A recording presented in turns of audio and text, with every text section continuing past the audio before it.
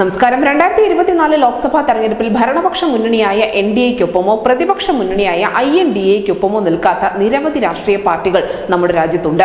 അതിൽ ഏറ്റവും പ്രധാനപ്പെട്ട പാർട്ടികളിലൊന്ന് മായാവതിയുടെ BSP തന്നെയാണ്. ഇപ്പോൾ ഇതാ മായാവതിയുടെ ഭാഗത്തു നിന്നും ഒരു സുപ്രധാന പ്രഖ്യാപനം എത്തിയിരിക്കുന്നു. ലോക്സഭാ തെരഞ്ഞെടുപ്പിൽ ബഹുജൻ സമാജ്വാദി പാർട്ടി ഒറ്റയ്ക്ക് മത്സരിക്കുമെന്ന പ്രഖ്യാപനമാണ് മായാവതി നടത്തിയിരിക്കുന്നത്.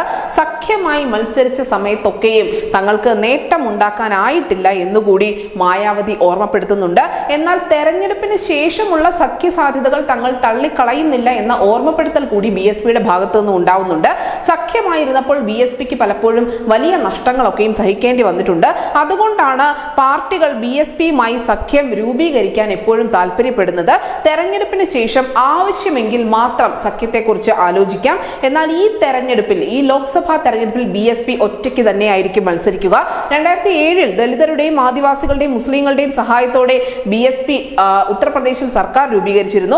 അതുപോലെ ഇത്തവണയും തെരഞ്ഞെടുപ്പിനെ നേരിടും. ജാതിയിലും വർഗീയതയിലും വിശ്വസിക്കുന്ന ആളുകളോട് തങ്ങൾ അകലം പാലിക്കും. അനുകൂലമായ വിധി നേടുന്നതിന് BSP വളരെ കഠിനമായി തന്നെ പ്രയത്നിക്കുന്നുമുണ്ട്. രാഷ്ട്രീയത്തിൽ നിന്നും താൻ വിരമിക്കുന്നു എന്ന തരത്തിലുള്ള അഭ്യൂഹങ്ങൾ ശരിയല്ല. പാർട്ടിയെ ശക്തിപ്പെടുത്തുന്നതിന് വേണ്ടി താൻ എപ്പോഴും പ്രവർത്തനം തുടരുമെന്നുകൂടി മായാവതി പറയുന്നുണ്ട്. 1900 മുതൽ 2000 വരെ ഉത്തർപ്രദേശിലെ ഏറ്റവും പ്രധാനപ്പെട്ട രാഷ്ട്രീയ കക്ഷികളിൽ ഒന്നായിരുന്നു BSP എന്ന കാര്യം ഓർമ്മിക്കേണ്ടതുണ്ട്. പിന്നീട് അവരുടെ ശക്തി ക്ഷയിച്ചു തുടങ്ങുകയായിരുന്നു. 2022 നിയമസഭാ തെരഞ്ഞെടുപ്പിൽ വെറും 12.8% വോട്ട് മാത്രമാണ് അവർക്ക് നേടാനായത്. ഇടക്കാലത്ത് BJPയോട് ഒരു അനുഭാവം പുലർത്തിയിരുന്നുവെങ്കിൽ പോലും പിന്നീട് അവർ പിൻവാങ്ങുകയായിരുന്നു. എന്തായാലും മായാവതിയുടെ പാർട്ടിയായ BSPയും INDAയും NDAയും ഒരുപോലെ തന്നെ കണ്ണുവെച്ച ഒരു പാർട്ടിയാണ്. നമുക്കറിയാം, കഴിഞ്ഞ ദിവസങ്ങളിലൊക്കെയും മായാവതിയുടെ BSP INDA സഖ്യത്തിലേക്ക് വരുമെന്നും മായാവതിയെ പ്രധാനമന്ത്രി സ്ഥാനാർത്ഥിയാക്കുമെന്ന തരത്തിലുള്ള ചില അഭ്യൂഹങ്ങളൊക്കെ ഉണ്ടായിരുന്നു.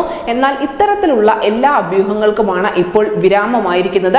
പ്രത്യേകിച്ചും ഇത്തരത്തിലുള്ള ഒരു പ്രഖ്യാപനം മായാവതിയുടെ ഭാഗത്തു നിന്നും ഉണ്ടാവാൻ കാരണം ഉത്തർപ്രദേശിലെ സമാജ്വാദി പാർട്ടി, അഖിലേഷ് യാദവിന്റെ പാർട്ടി കടുത്ത എതിർപ്പ് പ്രകടിപ്പിച്ചതിനെ തുടർന്നാണ് എന്നുകൂടി പറയേണ്ടി വരും. നിലവിൽ എന്തായാലും മായാവതിയുടെ ഭാഗത്തു നിന്നും ഉണ്ടായിരിക്കുന്നത് ഒരു സുപ്രധാന നീക്കം തന്നെയാണ്. അങ്ങനെ മായാവതി ഉദ്ദേശിച്ച നിലയിലേക്ക് തന്നെ കാര്യങ്ങൾ എത്തിയിരിക്കുന്നു. തെരഞ്ഞെടുപ്പിന് ശേഷം ആര് വിജയിക്കുന്നുവോ അവർക്കൊപ്പം ചേരുക എന്ന ഒരു സ്ഥിരം പൊളിറ്റിക്സ് തന്നെയായിരിക്കും BSP ഇത്തവണയും പയറ്റുക. News desk news India Malayalam.